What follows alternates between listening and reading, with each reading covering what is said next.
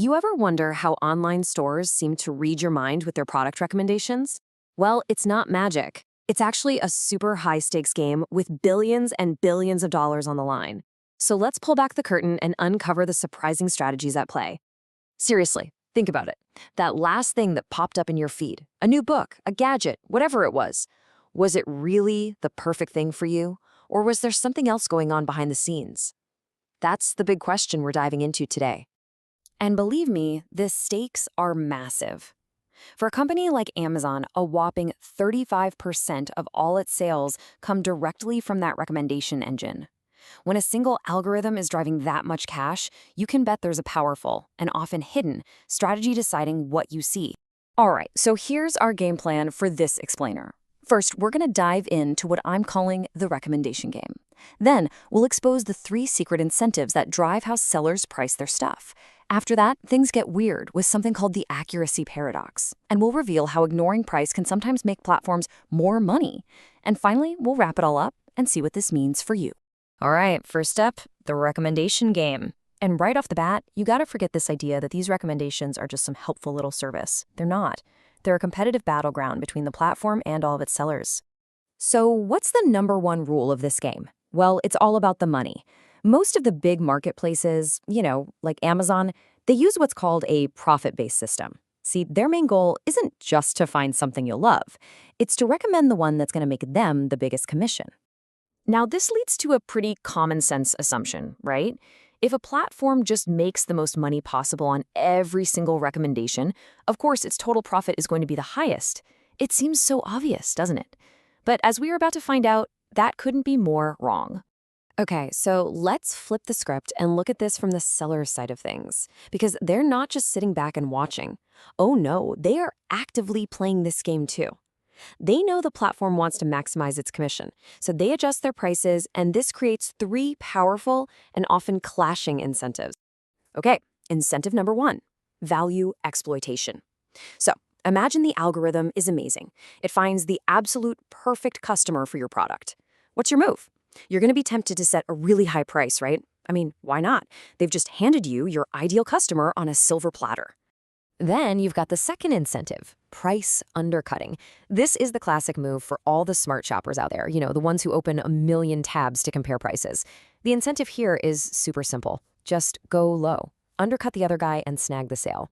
But it's this third one, recommendation competition, that is the real game changer. This is the secret sauce. See, to get the platform's algorithm to show your product to those on-the-fence shoppers, you can't be the most expensive, but you also can't be the cheapest. It creates this weird magnetic pull right to a medium price. And this is where it gets really fascinating. Because as a platform gets scarily good at knowing who you are, the whole dynamic shifts. That need for recommendation competition, it starts to fade away. And what gets stronger? Value exploitation. Yeah, the better they know you, the more sellers are incentivized to charge you a higher price. So this whole shift in incentives leads us to something pretty mind-bending. I'm talking about the accuracy paradox. We've always been told more data is better, but what if it's possible for a platform to know too much about us for its own good? I mean, common sense tells us, right? Better data leads to better targeting, which means more sales, more money for everybody. It feels like a fundamental law of business. But what if that logic is just plain wrong? What if, in a weird twist, knowing more about you actually ends up costing the platform money? And boom, this graph right here shows you the paradox in action. As the platform's accuracy gets better, the price that sellers settle on doesn't just go up, it actually goes down first, creating this wild U-shape before it finally starts to climb again. Think about that. For a period of time, getting better data leads to lower prices and, you guessed it, lower profits. So what on earth is going on here? Why does this happen? Well, as the platform's accuracy gets better and better, that recommendation competition incentive, it just vanishes. And what's left? Price undercutting becomes the dominant strategy. Suddenly, sellers are in an all-out price war, slashing prices to win over those well-informed buyers. It's a race to the bottom that ends up hurting everyone's profits, including the platform. Okay, so if the standard profit-based system can backfire and cause this profit-destroying price war, is there another way? Is there a better system? Well, this brings us to our final and honestly most surprising reveal. Let's talk about the unlikely hero of this story, the price-neutral system, a system where the algorithm is designed to completely ignore price. All right, let's put these two side by side.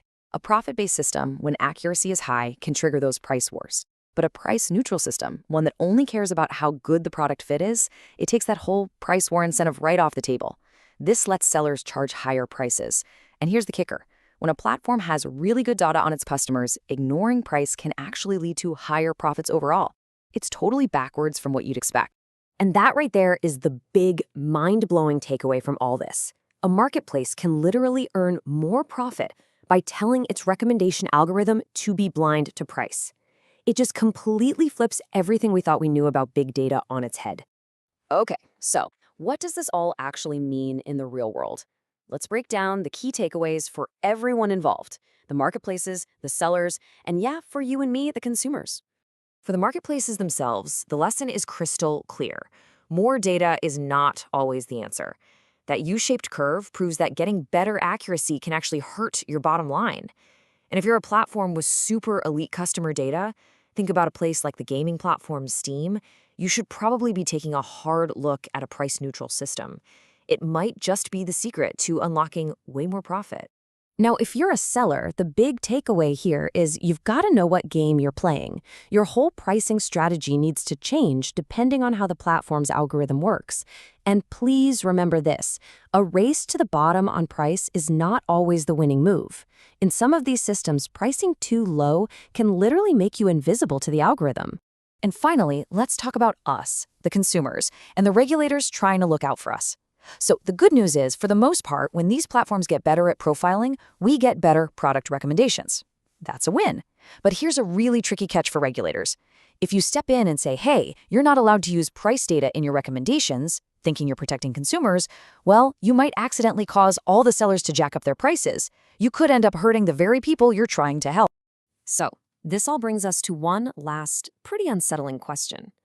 We've seen how this nonstop chase for more and more data can have these bizarre, unintended consequences. It really makes you wonder, in this world we're building, is there such a thing as knowing too much? And could the secret to a healthier online world actually be a little bit of intentional ignorance? It's a wild thought, isn't it?